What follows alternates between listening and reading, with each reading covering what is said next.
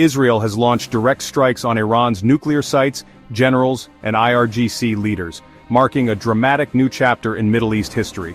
In this video, we explain what triggered Israel's offensive, how the 2023 Hamas attacks transformed Israeli military strategy, and what this war means for the global balance of power. From Al Jazeera to Bloomberg and the New York Times, world media agrees. This war is redefining the region. Watch till the end for what might happen next, and whether the world is prepared. Subscribe for breaking geopolitical explainers. October 7, 2023, a date that will forever be etched in the collective memory. It began as a seemingly ordinary Sabbath in southern Israel. The air was still, the sun was rising, and a sense of tranquility permeated the quiet kibbutzim and settlements. Families were waking up, preparing for a day of rest and togetherness, unaware of the horrors that were about to unfold. That fragile peace was irrevocably shattered. The tranquility was torn apart when thousands of Hamas militants launched a coordinated and unprecedented assault, storming through the Gaza border under the cover of a relentless barrage of rockets. The scale and ferocity of the attack were unlike anything Israel had experienced in decades. They infiltrated and attacked Israeli communities and a music festival, turning a celebration of life into a scene of unimaginable horror. The militants went door to door, street to street, turning a day of rest into a massacre of innocent civilians. The sheer brutality of the attacks stunned Israel and the entire world, as the news spread like wildfire across international media outlets. It marked the deadliest single day for Jews since the Holocaust, a stark reminder of the ever-present threats facing the Jewish people. The long-held sense of security, carefully built and maintained over decades, vanished in a matter of hours, leaving a deep scar on the Israeli psyche. Israel's vaunted intelligence agencies were caught completely off guard. The intelligence failure was total and devastating, raising serious questions about preparedness and strategic thinking. The surprise attack exposed the profound limits and ultimate failure of Israel's long-standing strategy of mowing the lawn, the policy of periodic limited strikes meant to contain and degrade Hamas's capabilities. October 7th served as a brutal awakening, proving that Hamas was not simply a manageable threat, but an existential one, willing and able to inflict mass casualties and sow terror throughout the Israeli population. In the aftermath of the attacks, a new consensus rapidly emerged across the Israeli political spectrum. The old rules of engagement no longer applied. The strategy of containment had demonstrably failed. A far more aggressive and decisive doctrine was now deemed necessary to protect the country's citizens and secure its borders. In a somber address to the nation, Prime Minister Netanyahu declared, "We are at war." This was not simply another round of fighting or a limited military operation, but a war for survival, a battle for the very soul of the nation. The profound shock and trauma of October 7th became the catalyst, ushering in a fundamental and violent shift in Israel's approach to its enemies, a shift that would have far-reaching consequences for the region and the world. For nearly 2 decades, Israel and Iran waged a shadow war. Spies, cyber attacks, and assassinations, all governed by unspoken rules.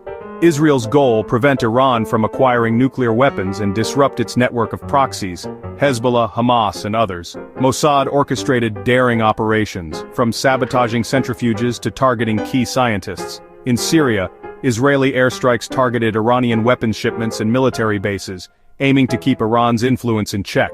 The doctrine was deterrence: convince Iran and its allies that any major attack would bring devastating consequences.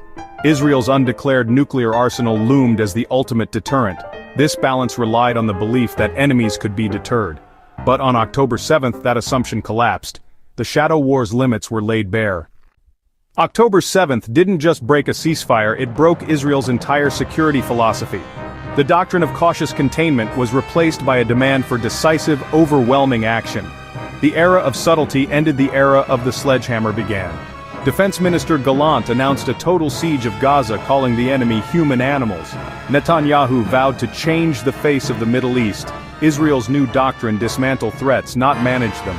The risk of inaction now outweighed the risk of escalation. Military planners shifted from precision to campaigns of unprecedented scale. The goal: not just deterrence but decisive victory, destroying Hamas, degrading Hezbollah, and rolling back Iran's regional power. Israel unleashed a ferocious and multifaceted campaign, a coordinated series of strikes and operations designed to reshape the regional landscape. This wasn't a localized skirmish, it was a calculated effort targeting every arm of Iran's axis of resistance, a network of proxy forces that had long challenged Israel's security. The campaign aimed to dismantle this network piece by piece. In Gaza, the objective was clear: eradicate Hamas, not just as a military force capable of launching rockets, but also as a governing force that controlled the daily lives of Gazans. The goal was complete and utter dismantling. Relentless ground and air assaults devastated the Strip, turning neighborhoods into rubble and displacing hundreds of thousands.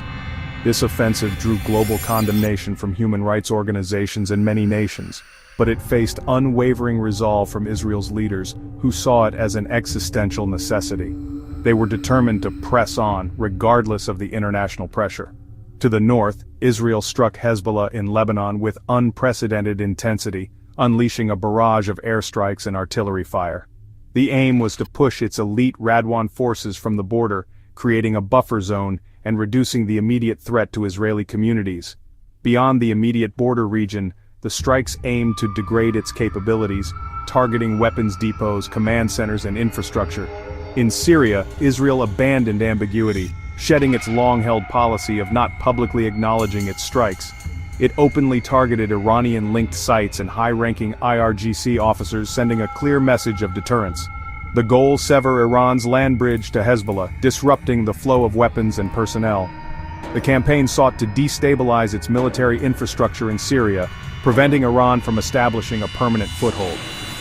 By hitting Hamas, Hezbollah, and Iranian assets simultaneously, in a coordinated and multi-pronged approach, Israel aimed to unravel Iran's regional network, weakening its ability to project power and influence across the Middle East. This high-risk strategy stretched Israel's military resources, demanding a constant state of alert and readiness across multiple fronts. It risked regional war, potentially drawing in other actors and escalating the conflict to a full-blown conflagration. Yet, leaders believed only by dismantling these proxies, by directly confronting the threats on its borders, could they weaken Iran itself, diminishing its capacity to destabilize the region and threaten Israel's existence. The stage was set for a direct confrontation with Tehran, a showdown that could reshape the balance of power in the Middle East. As the calendar turned to spring in 2024, a season typically associated with renewal and growth, the Middle East was bracing for anything but. Tensions had been simmering for months, reaching a fever pitch that threatened to boil over into open conflict. Israel crossed a historic threshold, a line that had been carefully maintained for decades. The decision was made at the highest levels, a calculated risk with potentially devastating consequences for the entire region. It launched a direct military strike on Iranian soil. This was not a covert operation, not a shadow war fought through proxies. This was an open act of aggression, a clear declaration that the rules of engagement had fundamentally changed. The trigger was Iran's unprecedented escalation, a move that forced Israel's hand and left them with what they perceived as no other option. A swarm of drone and missile barrage, a coordinated attack that stretched Israel's defenses to their limit. This was itself retaliation for an Israeli strike in Damascus, a strike that had killed high-ranking Iranian military officials and further inflamed tensions. Israel's response was precise and symbolic, a carefully calibrated message designed to deter further aggression without triggering a full-scale war. Stealth aircraft, virtually undetectable by radar, struck a key airbase near Isfahan, a strategic location in central Iran. The airbase was located uncomfortably close to a major nuclear facility, a clear signal of Israel's capabilities and intentions. The message: Israel could penetrate Iran's defenses with ease and strike at will, reaching even the most heavily guarded targets within Iranian territory.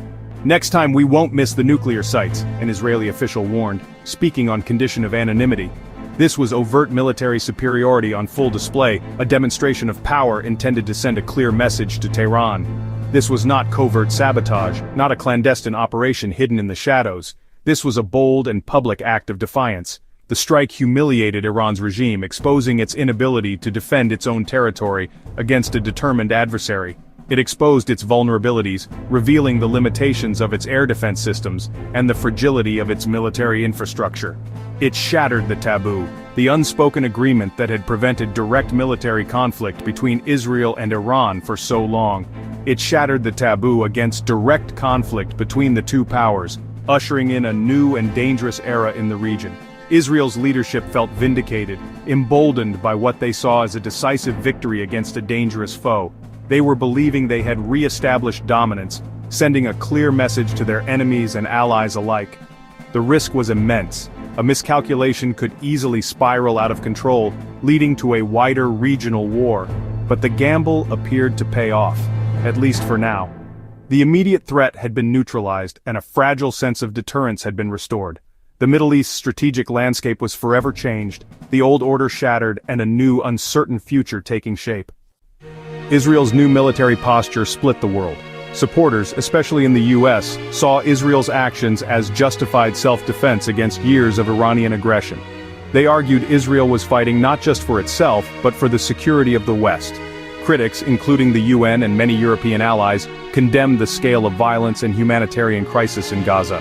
They called Israel's response disproportionate and warned it would fuel future conflict. The direct strike on Iran was seen by some as necessary deterrence, by others as reckless escalation. Fears grew that Israel's actions would provoke Iran into a desperate nuclear push. The world watched, divided, and anxious. Israel's campaign has redrawn the Middle East's balance of power. Hamas is shattered in Gaza, reduced to scattered insurgency. Hezbollah, battered by Israeli strikes, has lost its aura of invincibility and pulled back from the border.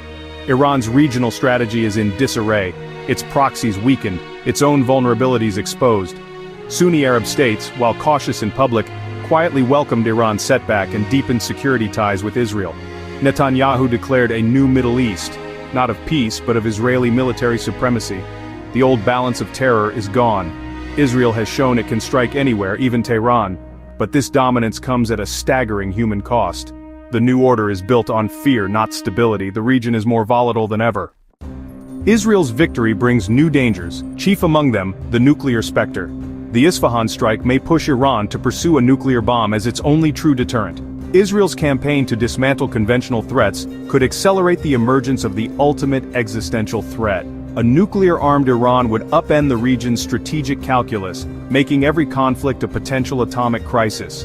Israeli leaders know this, and a preemptive strike on Iran's nuclear program remains a looming possibility.